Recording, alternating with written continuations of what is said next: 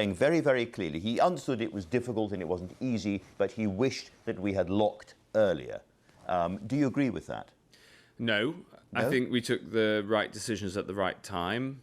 And there's a broad range on SAGE of scientific opinion, and we were guided by the science, which means guided by the balance of that opinion, as expressed to ministers through the chief medical officer and the chief scientific advisor. That's the right way for it to have been done. I'm not saying it was an easy decision, Sure. but he is absolutely clear that it cost lives not locking earlier. Well, there are others who equally make different scientific arguments. And the way that this is done... Is there anyone who thinks it didn't cost lives? Well, yes, if you listen to the balance of opinion on SAGE, 100 people on SAGE approximately, what we do as ministers is we take the scientific advice channeled through the chief medical officer on the medical side, the chief scientific advisor on the broader science, and then we have to, as Professor Edmunds said, we have to make the balanced judgments based on that advice, and that's the way it works. So you'll always, in a body of 100 people, you'll always find differing voices. It's totally reasonable. Absolutely clear. You are sure that locking when you did and not earlier did not cost lives? I'm sure, and as I keep looking back on that period, I'm sure that taking into account everything we knew at that moment, we made my view is that we made the right decisions at the right time. But the other thing I'd say, Andrew, is that I spend most of my time trying to rid this country, rid all of us of this ghastly virus, and really most of my time and energy I devote to looking forwards, as well, of course, as trying to learn lessons from what happened in the past. Well, the reason I'm hanging over that issue about when the country locked up is because right now we're also wondering, is this the right time to unlock? And can I ask you, in the same spirit, looking at exactly where the R number is, just hovering around 1, whether you're absolutely sure we're not going a little fast? Well, we've got to be very cautious, and we've got to have a safety-first approach.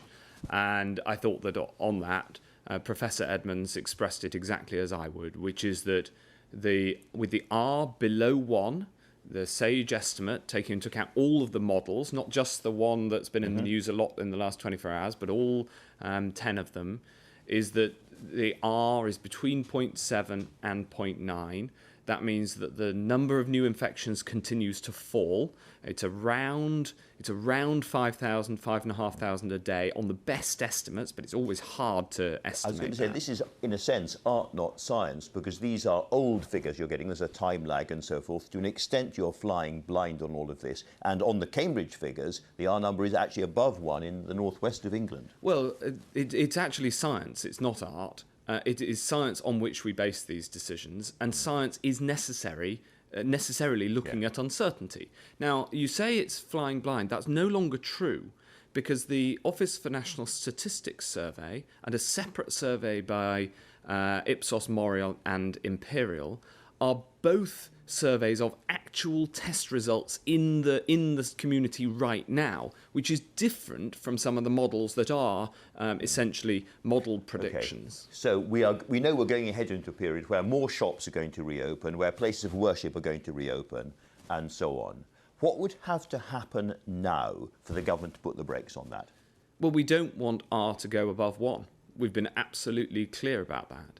And the estimate is that R is below 1, and as Professor Edmunds said, the overall estimate, taking into account everything we know, is that R is below 1 in each region. I know that in the northwest... Okay. What about an increase in the number of infections? Well, if R goes above 1, then that leads to an increase in the number of infections. That is, by definition, that's the logic of R. So the reason R is important... At that point, you'd stop the unlocking. Well, the reason R is important is that if R is below 1, then the number of infections continues to fall, and that's what we've seen over recent weeks. I'm just saying you get direct data in about the number of infections as well, and if that goes up, do you reverse the unlocking? Well, we get survey data about the number of infections. We get direct data about the number of positive test results. What I want is everybody who has the infection to come forward with a test. So but addressing the substance of your question, absolutely, we are open to, if we need to taking local action in the first instance to crack down on a local outbreak, as we've already done, and we're prepared to do more.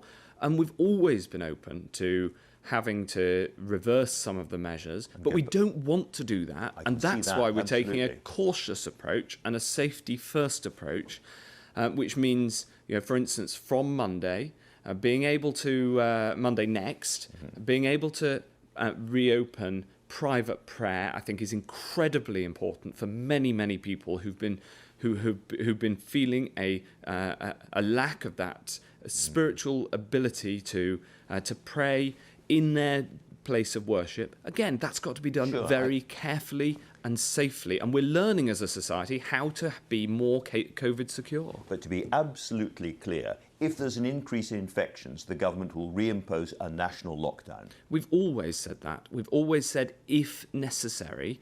And you've got to look at the overall approach. This isn't the number moving about from day to day or week to week. This is the overall strategic approach where the strategy has been clear from the start, and the number of those new infections has been coming down and down and down and down. There's been a lot of talk about local lockdowns, and like many people, I don't completely understand this. When you say a local lockdown, does that mean a small area around a care home where there might be a problem? Does it mean a town? Does it mean an entire region or city of Britain?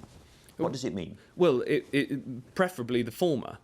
So it could be very small, very localised. Absolutely. Take Weston-super-Mare. In Weston-super-Mare, the action that we took when we saw a spike in the number of infections was to close the hospital to new admissions. We then put in place testing of asymptomatic people in the community around the hospital and those connected to the hospital, and we found that it hadn't led to community spread because of the action that had been taken. So you didn't have to close down Weston-super-Mare. Correct. Because we saw the people on the beach, so it was just around that area. Correct. Now, of course we looked at that and what we might have to do, but we instead simply, by stopping the hospital having new people coming in, and by very, very significant infection control procedures in the hospital, and with the support of the brilliant local Director of Public Health, leader of the Council, Public Health England at a regional level, and of course the NHS, we managed to deal with that local outbreak. It worked. And that is a model of how we can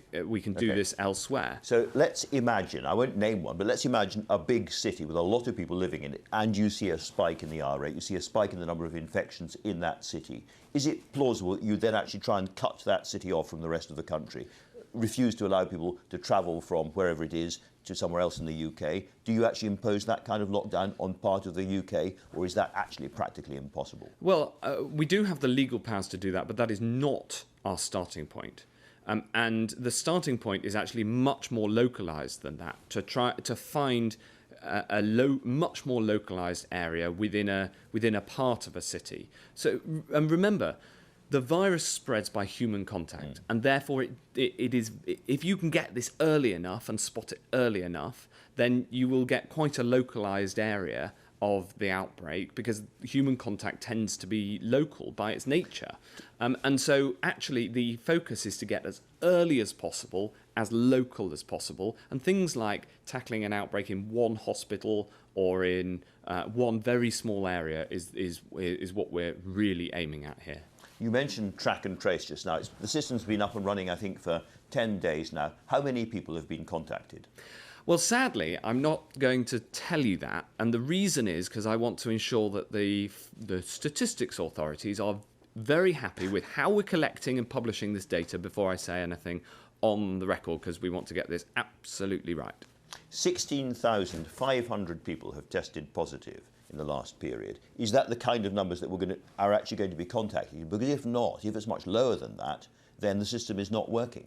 Thousands are being contacted, but I won't go into more details than thousands, unfortunately, until the statistics authorities are happy with exactly how these things are measured. But we will be publishing full details and a full range of statistics once that's all signed off by the statisticians. The app. You're wearing your NHS badge. What's happened to the NHS app? It was supposed to be here 3 weeks ago, and it's no sign of it. Well, we learned one of the things we learned on the pilot on the Isle of Wight, which has been very successful. And on the Isle of Wight, they've done a great job through the pilot, one of the things we learned is to get in place the human-based system first. That's what we're doing, and then the technology can add to that. But we were told by you and many others that the app was going to be essential. Are you saying it's not essential and it's not going to come in, or what? I'm saying that it will help. It's an advantage, and it will come in. But we want to make sure we get this system embedded first with the human contact tracers. After all, the key thing about test and trace isn't just that you trace the virus, it's that the people who you find then have to isolate for 2 weeks, and that's quite a big ask. The evidence is that the overwhelming majority are doing that when the NHS phones them up and asks them to, but that's a very important part of it. So we've talked about tracking. Let's talk about testing specifically. How many people were tested yesterday? The latest figures we've got is for Friday, and that it was just over 200,000. 200,000, because you were giving us these figures on a daily basis, telling us the number of people, and then you stopped. No, sorry, the number of tests was just over 200,000. Number of people tested, I was asking. Well, the number of people tested, we will be bringing that data back. The challenge there is that because we've introduced different types of testing, making sure that you ensure that you only count one person once amongst the 4 pillars is a complicated statistical process. So again, that's with the statisticians to sort. In short, it's a bit of a muddle at the moment. So David Norgrove, chair of the UK Statistics Authority, as you know, said the aim seems to be to show the largest possible number of tests at the expense of understanding. It's not surprising, given their inadequacy, that data on testing is so widely criticised and often mistrusted. Did that sting? Well, the thing about it is that it's not true. There are other ways that you could measure testing to give much higher figures, and we chose not to. What we chose, advised by my permanent secretary, are the most accurate ways to show the testing that the government is doing, which is the number of tests either directly administered or sent out, because that's the point at which the government is doing its job. So that's why we measured it in that way, and that's why I'm so cautious about giving further information before we've got this all straightened out with the statistical authorities. Has everyone living in or working in a care home now been tested? We have now managed successfully to deliver tests to every care home that is eligible, both for staff testing and for residents to be tested for so every... Anyone in a care home across Britain watching this programme has been tested, or they're deluded? Or the tests have been delivered. So the goal we set is that the tests will be delivered by the 6th of June. That was completed yesterday, I'm very glad to say, on time. And what that means is that of the about 750,000 people living in just over 9,000 eligible care homes, the tests have been delivered. And this is the problem, isn't it? Because as David Norgrove said, delivered and tested are 2 different things. So you can't actually say that they've all been tested. But that's what they were promised. No, they were promised that we'd get tests to them. We are getting... Okay. And this is... Actually, I'm being extremely precise. I have not said that we have tested everybody. What I've said is the tests have been delivered. Now, it's up... The care homes themselves asked us to do it in this way because they say that we were, right at the start of this, requiring them to send back the tests within a very short space of time. They say, actually, if you're running a care home, sometimes you may want a couple of days to prepare the residents, to make sure you're ready. So actually, the way that we're doing it in this way, and using my words very precisely, is because the care homes wanted us to do it this way. And right. I respect that, and I think it's very important to work with the sector. Now, we talked earlier on about community transmission. Yeah. You told people not to protest yesterday about Black Lives Matter. They did protest. You've seen all of that. What's your reaction? Do you agree, for instance, with Professor Edmunds, who said there is risk there? Yes, I do.